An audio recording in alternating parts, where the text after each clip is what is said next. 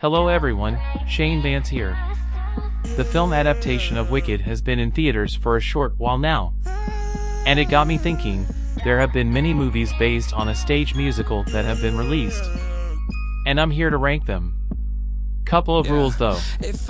First, the movie must have been theatrically released, and second, no movies that were the inspiration for stage musicals. With all of that out of the way, let the countdown commence.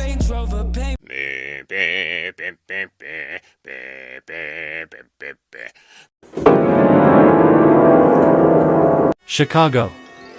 Aspiring vaudeville actress, Roxy Hart, kills a man she was having an affair with, and with the help of a slimy lawyer named Billy Flynn, the spectacle ends up giving Roxy the fame she's always wanted.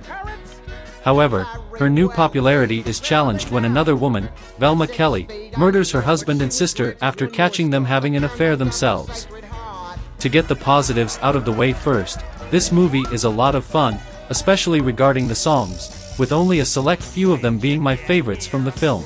He had it coming, he had it coming, he only had himself to blame. I also think that the actors are giving it their all when playing these characters, like Renee Zellweger really makes Roxy stand out with her Bronx accent, despite the movie taking place in Chicago. Yeah, but you got connections, you know? That guy down at the club? There's no guy. Or Richard Gere laying on the charm as Billy Flynn.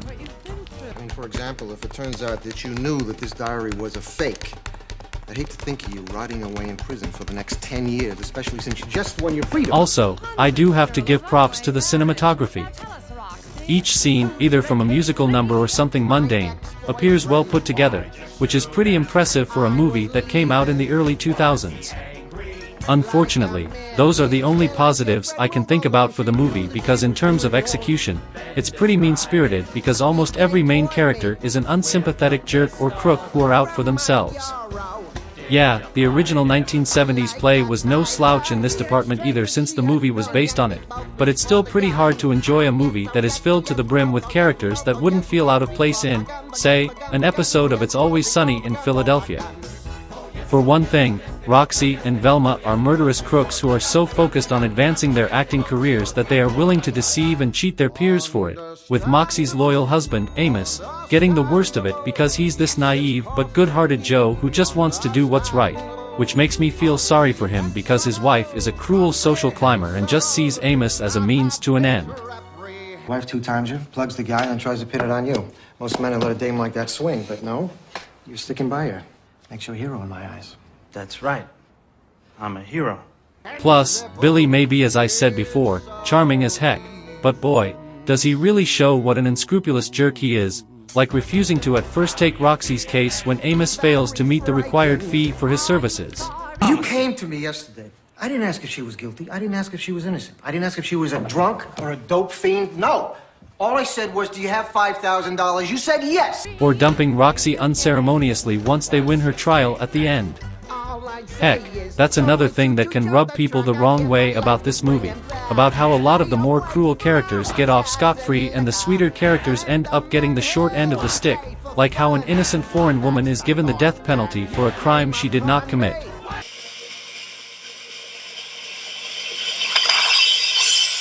I get that this is meant to show the audience on how fake and shallow the high life can be, and how once you've hit your peak, no one will care to remember you anymore, and how you shouldn't take what's good in your life for granted, but man, is this really pushing it. Into the Woods. When a humble baker and his wife learn from their witch neighbor that she has long since placed a curse on them to avoid having children, they end up going on a journey to collect some items from famous fairy tale characters, like Cinderella, Jack, and Little Red Riding Hood, who all have ambitions themselves, to break the curse. However, once the task is completed and everyone has achieved their goals, they end up facing a plethora of repercussions that were the result of their actions. Now, this is one of the musicals that I saw bits and pieces of, as I mentioned earlier. I never saw it in theaters, but only watched clips of the songs and even saw some part of the second act when it aired on TV a few years ago. Looking into the film itself, I have to say that it has some things to enjoy. For instance, a lot of the songs are very fun and exciting, each of which give their own fantastic spin to whoever is singing. When you wear your be up high and you look below at the world you've left, and I think you know little more than a glance is enough to show you just how small you are. I also enjoy most of the performances from the cast, like Meryl Streep as the witch or even James Corden as the baker. It's these performances that really sell the characters to make them relatable. And that's not even getting into how impressive their designs are. From more common things like the baker couple being dressed in medieval versions of plain clothes and the witch and the big bad wolf looking like they actually belong in a fairy tale. And hello.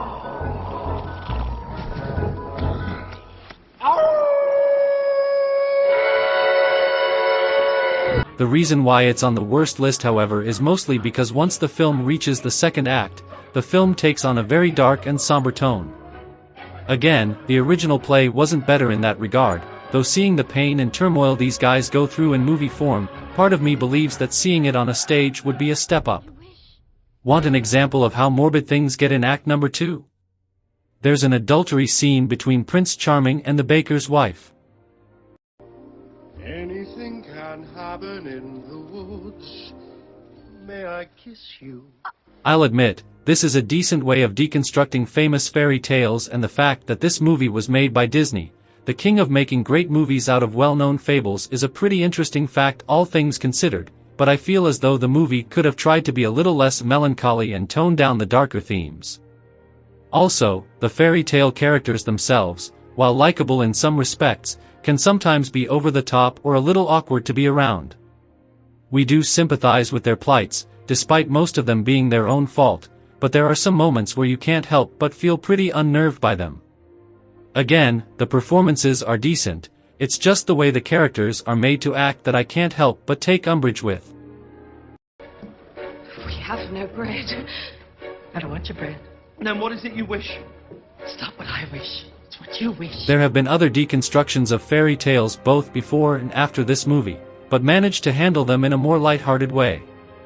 I'm not saying that doing it tragically is inherently bad, but there also isn't anything wrong with trying to add in a lot more lighthearted moments to balance things out, not counting the ending because, while it was heartwarming, it doesn't change the fact that the characters' lives are now ruined because of the mistakes they made during the adventure. Speaking of which, to reiterate, the characters also could have had better deliveries. Jesus Christ Superstar. Based on the crucifixion of Jesus in the New Testament from the Bible, it tells the story of how Jesus ended up becoming well-known throughout Jerusalem and how his preachings of God ended up clashing with the dogmatic system that many of Jerusalem's high priests have built up, which results in them conspiring to do away with the Son of God. Now, the story of Christ has been told in many forms of media, but it being an actual musical is, admittedly, a pretty bizarre way of retelling it. That's not to say that it's necessarily bad. One of the endearing things about this musical is that the songs are pretty good. While the religious themes behind them may tend to cause mixed feelings, a majority of the songs are pretty catchy and fun. What's the buzz? Tell me what's happening. What's the buzz? I could give you facts and figures. What's happening? What's the buzz? Tell me even give you plans and forecasts. I can also appreciate that despite being a fun musical, the movie story about the Jesus and how he came to be crucified does stay true to the original context of the Bible. I was raised by a Christian family, so I can resonate with the movie's commitment something fierce. I also can't help but enjoy a lot of the enemies Jesus makes, whether it be the flamboyant King Herod. Hey, aren't you scared of me, Christ? Mr. Wonderful Christ! Or even Pontius Pilate for his unwillingness to execute Jesus without a crime being established. He's a sad little man, not a king or god, not a thief. I need a crime. Despite all my praise though, I must remember that it is on the worst list, and that's because there are some things about this movie that I can't help but criticize. For one thing, Judas is portrayed in an over-the-top manner, often singing his lines with a dramatic flair. Carl Anderson, who played Judas in the original stage play, sort of acts like he's in the play version more than the movie version, and because of that, most of his lines can get annoying to listen to. And all the good you've done will soon get swept away. You've begun to matter more than the things you say. Also, most scenes tend to have too many close-ups of the characters. Yeah, I understand that this was made in the 70s where camera technology worked differently, but you would think that the filmmakers would create a decent amount of camera zooms whenever one of the actors would appear. Also, it should be noted that the entire film is actually a movie being made in universe, which sort of takes you out for the movie if only for a bit, because you know that it's not really Jesus or anyone in the New Testament story and that what you are seeing is actually an imagined state of events, which could also take you out of the film since a lot of stuff seen in the movie, like a piano and people wearing modern-day uniforms, feel totally out of place in a time period that takes place before all of those stuff were made. One last complaint I have is that a lot of scenes do have a bit of a creepy atmosphere to them, like the ending where after everything wraps up, the film crew just leave the cross, alongside the actor who played Jesus, on it.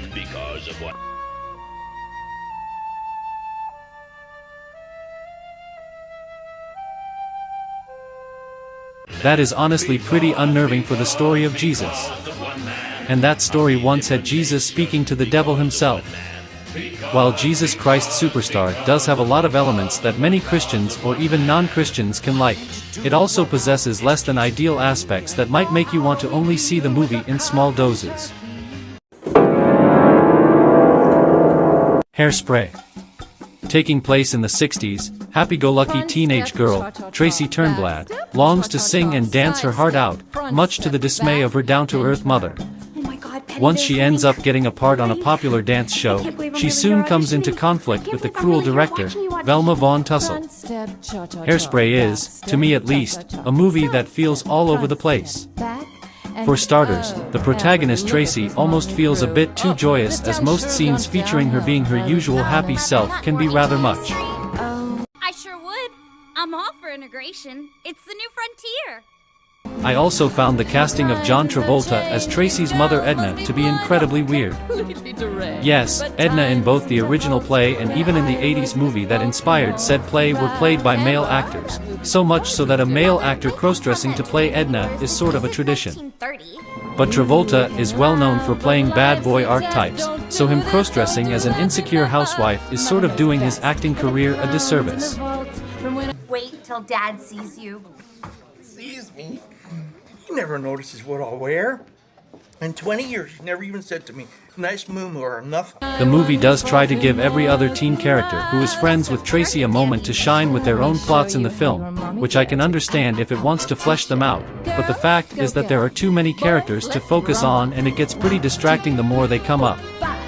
I'm also not much of a fan of teen drama, so whenever the teen characters face whatever crisis, I mainly just act embarrassed or annoyed. Miss Whimsy, what am I supposed to do? Hair can't just hang there like a dead thing on your cheeks. Also, the songs are lukewarm at best.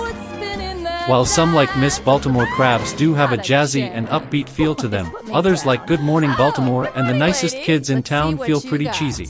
Twist. Oh, look at my hair. What you can compare with mine today. Are there any praises I can give the film? Well, actually yes.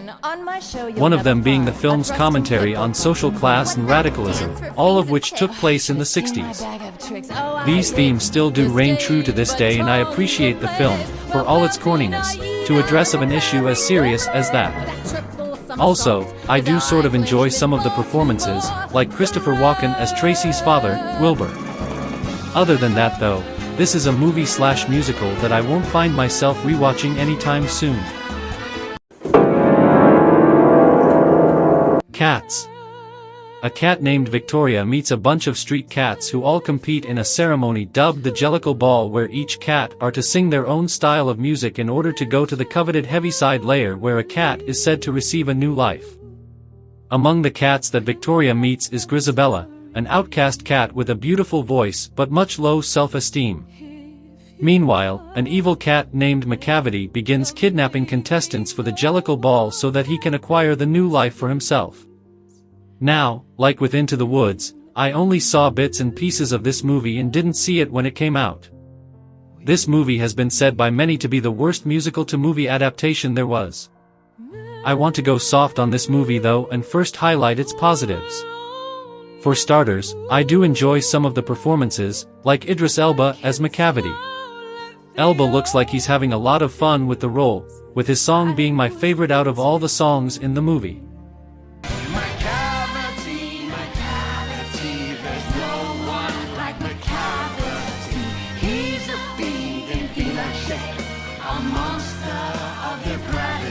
I also enjoy the fact that unlike the play, which is just a bunch of random stuff happening almost all at once, the movie actually has a plot this time around, which is every alley cat competing to have a spiritual award.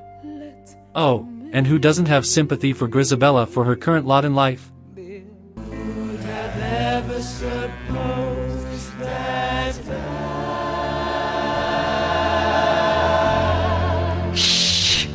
As for the downsides though, well, there's a lot. For one thing, the visuals of the cats look incredibly weird and just look like they're a bunch of people in costumes. It's not just the cats that have less than appealing designs though, but there's also one scene where dancing mice and cockroaches have human faces, and in all honesty, the cats look better. Dinner and a show. What do I think about the other characters besides Grizabella and Macavity? Well, they're either okay at best like the quote-unquote protagonist Victoria or cringy at worst like Genuine Idots, since actress Rebel Wilson is playing the character with the utmost shameless nausea as possible. Heck, she even won a Razzie for this performance. Now for the icing on the cake. For the other songs, well, other than Macavity's, the only ones I listen to are Bustopher Jones, some of Grizabella the Glamour Cat, and the movie's main song, Memory. They're alright, but I'm more partial to Macavity's song. One last complaint that me and most people have with this movie is the ending, where after Grizabella is given the heavy-side layer, Old Deuteronomy prolongs the ending with a 4-minute long song that can make you feel frustrated. Cats has a lot of things to like about it, but its glaring faults seems to overshadow its redeeming aspects.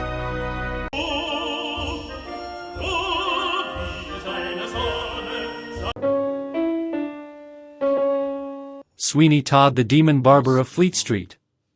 Sweeney Todd is a deranged man who was once a meek barber named Benjamin Barker, but was separated from his family when the cruel local magistrate, Judge Turpin, wanted Todd's wife, Lucy, for himself and had Todd arrested on false charges. Todd manages to come back to London 15 years after the incident, and he plots to take revenge on Turpin with the help of his devious neighbor and pastry chef, Mrs. Lovett, and both of them soon set up a conspiracy where Todd kills people who come into his shop and Lovett bakes their remains into her pies. Meanwhile, Todd's sailor friend, Anthony Hope, ends up falling in love with Todd's daughter, Joanna, who Turpin has been harboring as his ward and seeks to free her from Turpin's grasp.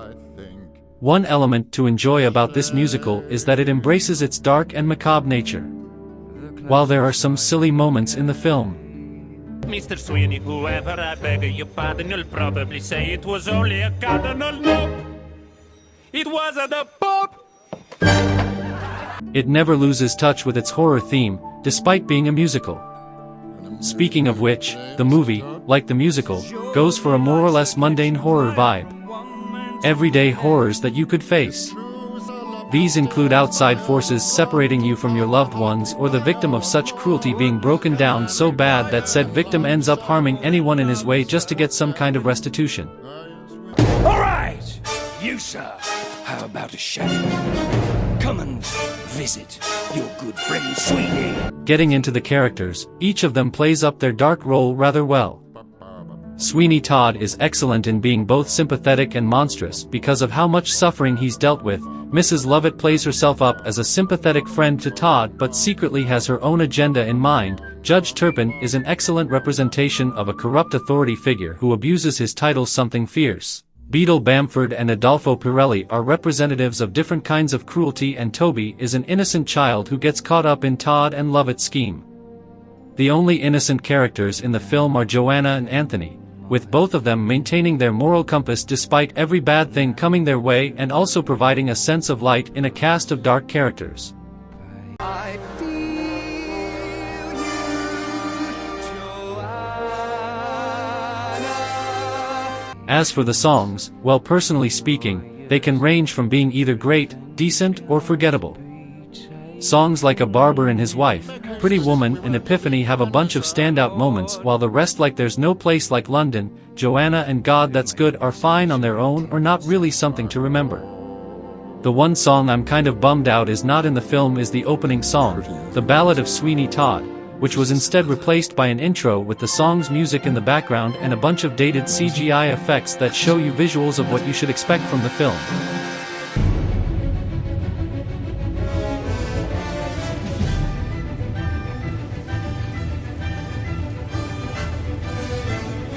Why isn't the movie higher on my list? Well, apart from what I just said about the songs, one complaint I have is the cast is made up of actors who appeared in the Harry Potter movies, which sort of makes it a little distracting since this movie, despite being made by Tim Burton, does often feel like it wouldn't be too out of place in a Harry Potter film. Also, there are moments where the camera shots feel a bit too cinematic and that maybe some of the cameramen were having a bit too much fun behind the scenes. Despite all that though, Sweeney Todd the Demon Barber of Fleet Street is a gracious effort to make a musical-to-film adaptation, as well as director Tim Burton being at his best. Mamma Mia! A young girl named Sophie Sheridan is about to marry a man named Sky Raymond at a hotel in Greece that is managed by her strict mother, Donna, and has invited 3 of her mother's former boyfriends, Sam Carmichael, Bill Anderson, and Harry Bright, since one of them is her biological father. Donna ends up finding out about this and is angered at seeing her exes attending the wedding, and Sophie ends up having to decide which man is appropriate enough to give her away at the wedding. I remember watching this film on DVD in a classroom at my middle school, I think a year after it came into theaters, and only barely getting any entertainment out of it. Nowadays, I think it is better than Sweeney Todd due to being more lighthearted, but that's hardly an accomplishment since the rest of the movies I will be talking about have a similar feel to them. Getting back to Mamma Mia, I will say that it does present an interesting concept of a girl who is about to be married wanting to find out who her father is. I will also admit that the 3 candidates are all interesting people from each corner of the world. Donna herself is a very interesting character, as she puts on this show of being independent, but really is actually quite apprehensive about letting Sophie go. Okay, here's the thing. I love being on my own. I really do. You know, every morning I get up and I thank God that I don't have some middle-aged menopausal man telling me how to run my life. You know, I'm free and I'm single. And it's... Sophie, I honestly have mixed feelings about. On one hand, I do understand her desire to find out who her father is, because any child raised by a single parent would be curious to find out who the other parent is. However, some of the actions she makes sort of rubs me the wrong way. She went behind her mother's back to invite 3 strangers who her mother knows but don't know her. Also at the end, she calls off the wedding because she doesn't feel like it's the best time to settle down, which probably caused a waste of huge expenses that went into the wedding. I know what I really want. Sky, let's just not get married yet. Yes, Donna and one of the potential fathers, Sam, took their place, but still, every other character is okay and or decent at best. Some, like Donna's friends Rosie and Tanya, do have an interesting relationship with her since they were in a band together, and Sky, while not a bad character in general, feels like he's just the generic fiancé who goes through the typical fiancé cliches, even at one point having a spat with Sophie. No, I thought you would try to stop me. I know I messed up. Sophie? Is that what this whole big white wedding is about? Getting into the songs, admittedly they can be a double-edged sword. On one hand, I do like some of them, like the titular song, because it wouldn't be called Mamma Mia without it. Mamma Mia, here I go again. My, how can I resist ya? Money Money Money is actually my favorite because I find it more catchy. The other songs, well, aren't all that memorable. One of the main reasons why is because the movie has too many songs to count. That, and they are mostly just from other artists rather than being anything original. Hey, I didn't say that stage musical-based movies had to have original songs, but I feel as though they could have given it a try. Mamma Mia does have some stuff going for it, but does also have some stuff holding it back. And before anyone asks, yes, I have seen the 2019 sequel. Little Shop of Horrors. Insecure florist Seymour Krelborn puts an odd plant on display at the failing flower shop he works at, which brings in much-needed business and publicity. However, Seymour ends up finding out that the plant will only eat human blood in order to sustain itself. The plant, who he names Audrey II after his crush and co-worker Audrey, soon grows to gigantic size, and Seymour is left in a moral dilemma where he will either have to resort to murder to keep the plant healthy or let it die, but also cost the store and himself the success that he worked hard to achieve.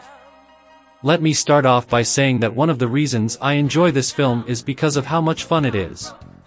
That's right, despite having some horror elements like Sweeney Todd, it manages to try and use its scary moments to bring out many laughs in the name of black comedy.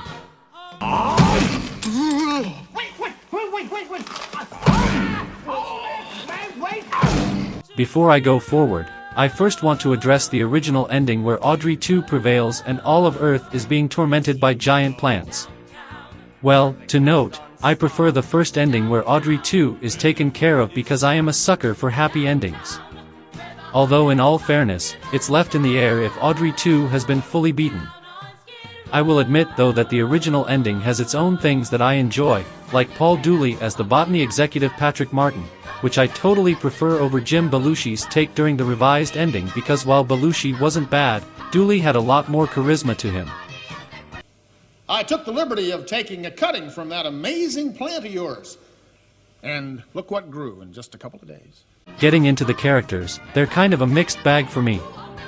On one hand, the lead characters feel very one-note, like Seymour is the typical nerdy nice guy, Audrey feels like a standard love interest, and Mr. Mushnick is the typical greedy boss. It's the cameo characters I find to be more interesting, my favorite of which being Bill Murray's character Arthur Denton. Right this way. I'm going to tell each and every one of my friends about you, and they're going to hear about Just get it! What's this? Oops. Sorry. The best characters to me, however, have to be the bad guys. The first being Orin Scrivello on account of how insanely over the top he is. He's sort of the jerk type of character who you would love to hate, thanks in no small part to Steve Martin's performance. The other and main bad guy is Audrey II himself because he is just a barrel of fun. Despite his cruelty, you just won't be able to get enough of this villain. From the creative way he is moved by the puppeteers to having a long list of one-liners that you might find yourself quoting if you've seen the film. Tough titty. You watch your language. Onto the songs, well, a majority of them like Skid Row, the Dentist song, Feed Me, Suddenly Seymour, and the theatrical cut of Mean Green Mother have a lot of enjoyability them. The rest like Grow For Me and To Do are decent but get overshadowed by the more fun songs. Little Shop of Horrors is memorable for a lot of reasons, with only very few shortcomings. Grease. Teenagers Danny Russo and Sandy Olsen have feelings for each other, but each of them are stuck with a group of kids who have opposing values, which becomes a point of contention for their relationship. This becomes more evident when their respective gangs end up repeatedly clashing with each other, which leads to a bunch of misadventures as they guide their way through their high school senior year. Unlike with the more corny Hairspray, I find Grease to be a more nuanced take on teen drama. For one thing, the teenagers act like more or less everyday characters, reacting to situations like any normal person would.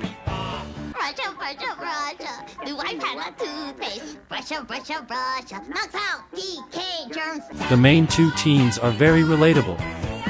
Danny is a nice guy, but has an insecurity problem regarding his image. Sandy is an out-of-town girl who tries to fit in with a group, but her idealistic and naivety often cloud her judgment. My favorite character has to be Sonny because of how much of a funny guy he is.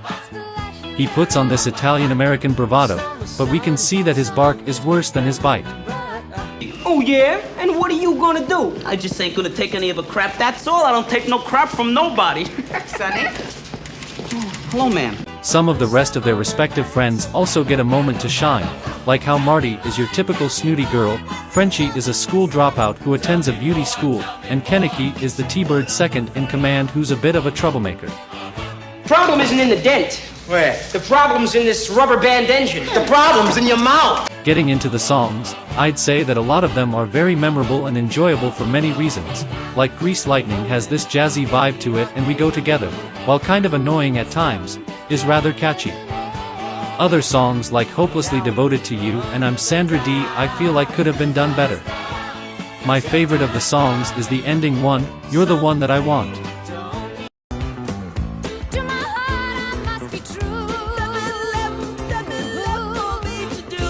Complaint with the movie is that ending where Danny and Sandy fly off into the sky in Danny's car, because it's very random and kind of fantastical in such a down-to-earth setting. Other than that though, Grease is certainly a film musical you would love to see. Les Miserables. Jean Valjean is a jailbird of almost 2 decades who gets released on parole after finishing his sentence. After a mishap where he steals from a minister but gets let off the hook, he breaks his parole to become the mayor of a small town. But after trying to avoid the ruthless Inspector Javert who is looking for him, he ends up adopting Cosette, the daughter of a former subordinate of his, Fantine, and years later, they both end up getting caught in the hysteria of the French Revolution, where Valjean keeps trying to avoid Javert while Cosette falls in love with a revolution man named Marius. Why, dare you ask, is this my #1 favorite stage musical turned movie? Well, for one thing, the story is pretty well told, about a man society has profiled due to his criminal past but manages to make a living for himself during hard times in France.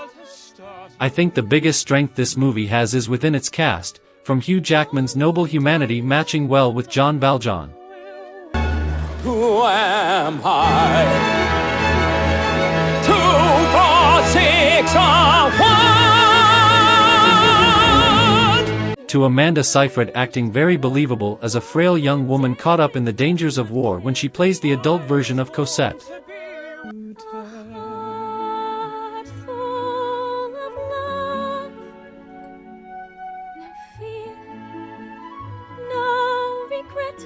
The songs are the biggest element here. Each one has their own sense of enjoyability and wonder. My favorite of these is hands down Master of the House, because it's just so catchy and fun that don't be surprised if it never leaves your head. Just ask George from Seinfeld. Master of the house, quick to catch your eye. Everyone's a passerby to pass him by. That's not even getting into this movie's drama. It manages to be engaging as we see certain characters navigate their way through whatever situation they find themselves in. Whether it be Valjean trying to avoid Javert to Fantine being forced to be a prostitute to provide for Cosette. Hey, the title doesn't have the word miserable in it for nothing.